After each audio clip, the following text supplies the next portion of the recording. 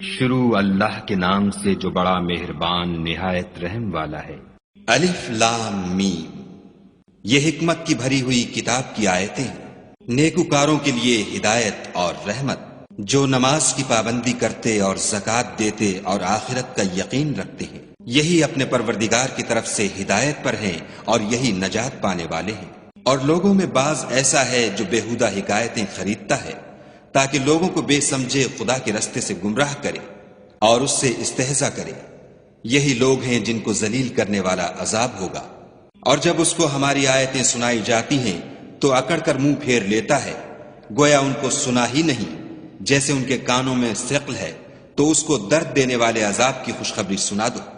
جو لوگ ایمان لائے اور نیک کام کرتے رہے ان کے لیے نعمت کے باغ ہیں، ہمیشہ ان میں رہیں گے۔ خدا کا وعدہ سچا ہے اور وہ غالب حکمت والا ہے۔ اسی نے آسمانوں کو ستونوں کے بغیر پیدا کیا جیسا کہ تم دیکھتے ہو، اور زمین پر پہاڑ بنا کر رکھ دیے تاکہ تم کو ہلا ہلا نہ دے، اور اس میں ہر طرح کے جانور پھیلا دیے، اور ہم ہی نے آسمان سے پانی نازل کیا، پھر اس میں ہر قسم کی نفیس چیزیں اگائیں۔ یہ تو خدا کی پیدائش ہے، تو مجھے دکھاؤ کہ خدا کے سوا جو لوگ ہیں انہوں نے کیا پیدا کیا ہے۔ حقیقت یہ ہے کہ یہ ظالم صریح گمراہی میں ہیں۔ اور ہم نے لقمان کو دانائی بخشی کہ خدا کا شکر کرو، اور جو شخص شکر کرتا ہے تو اپنے ہی فائدے کے لیے شکر کرتا ہے، اور جو ناشکری کرتا ہے تو خدا بھی بے پرواہ اور سزاوار حمد و ثنا ہے۔ اور اس وقت کو یاد کرو جب لقمان نے اپنے بیٹے کو نصیحت کرتے ہوئے کہا کہ بیٹا، خدا کے ساتھ شرک نہ کرنا، شرک تو بڑا بھاری ظلم ہے۔ اور ہم نے انسان کو، جسے اس کی ماں تکلیف پر تکلیف سہ کر پیٹ میں اٹھائے رکھتی ہے، پھر اس کو دودھ پلاتی ہے، اور آخر کار 2 برس میں اس کا دودھ چھڑانا ہوتا ہے، اپنے نیز اس کے ماں باپ کے بارے میں تاکید کی ہے کہ میرا بھی شکر کرتا رہے، اور اپنے ماں باپ کا بھی، کہ تم کو میری ہی طرف لوٹ کر آنا ہے۔ اور اگر وہ تیرے در پہ ہوں کہ تو میرے ساتھ کسی ایسی چیز کو شریک کرے جس کا تجھے کچھ بھی علم نہیں، تو ان کا کہا نہ ماننا، ہاں دنیا کے کاموں میں ان کا اچھی طرح ساتھ دینا، اور جو شخص میری طرف رجوع لائے اس کے رستے پر چلنا، پھر تم کو میری طرف لوٹ کر آنا ہے، تو جو کام تم کرتے رہے میں سب سے تم کو آگاہ کروں گا۔ لقمان نے یہ بھی کہا کہ بیٹا، اگر کوئی عمل بالفرض رائی کے دانے کے برابر بھی چھوٹا ہو، اور ہو بھی کسی پتھر کے اندر یا آسمانوں میں مخفی ہو یا زمین میں، خدا اس کو قیامت کے دن لاموجود کرے گا۔ کچھ شک نہیں کہ خدا باریک بین اور خبردار ہے۔ بیٹا، نماز کی پابندی رکھنا اور لوگوں کو اچھے کاموں کے کرنے کا امر اور بری باتوں سے منع کرتے رہنا، اور جو مصیبت تجھ پر واقع ہو اس پر صبر کرنا، بے شک یہ بڑی ہمت کے کام ہے۔ اور از راہ غرور لوگوں سے گال نہ پھلانا، اور زمین میں اکڑ کر نہ چلنا کہ خدا کسی اترانے والے خود پسند کو پسند نہیں کرتا۔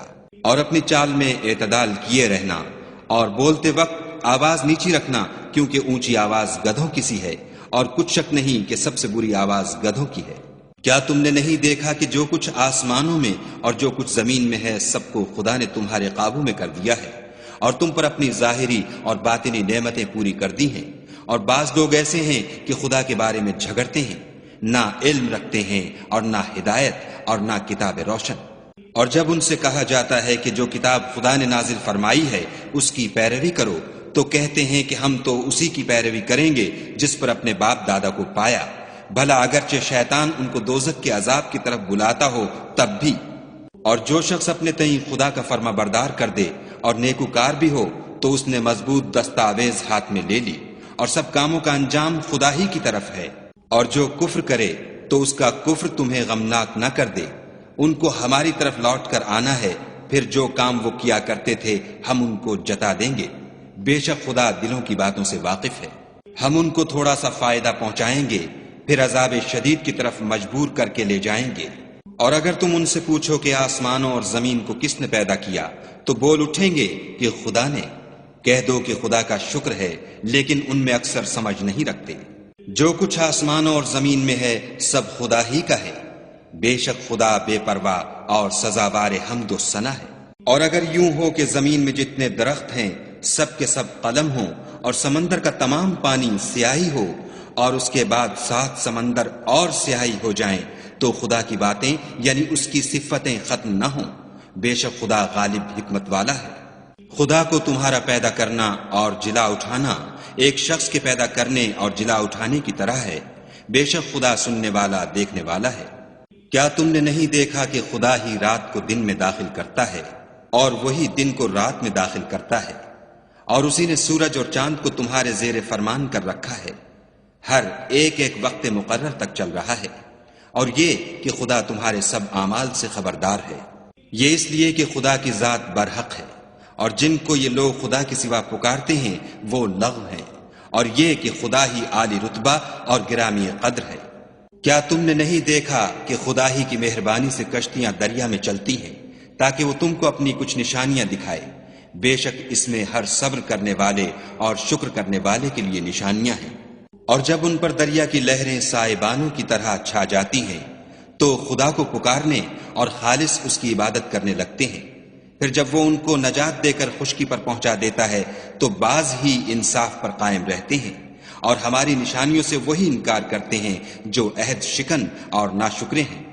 لوگوں اپنے پروردگار سے ڈرو اور اس دن کا خوف کرو کہ نہ تو باپ اپنے بیٹے کے کچھ کام آئے اور نہ بیٹا باپ کے کچھ کام آ سکے۔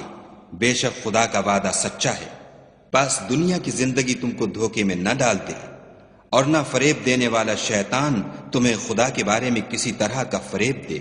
خدا ہی کو قیامت کا علم ہے، اور وہی مے برساتا ہے، اور وہی حاملہ کے پیٹ کی چیزوں کو جانتا ہے کہ نر ہے یا مادہ، اور کوئی شخص نہیں جانتا کہ وہ کل کیا کام کرے گا، اور کوئی متنفس نہیں جانتا کہ کس سرزمین میں اسے موت آئے گی۔ بے شک خدا ہی جاننے والا اور خبردار ہے۔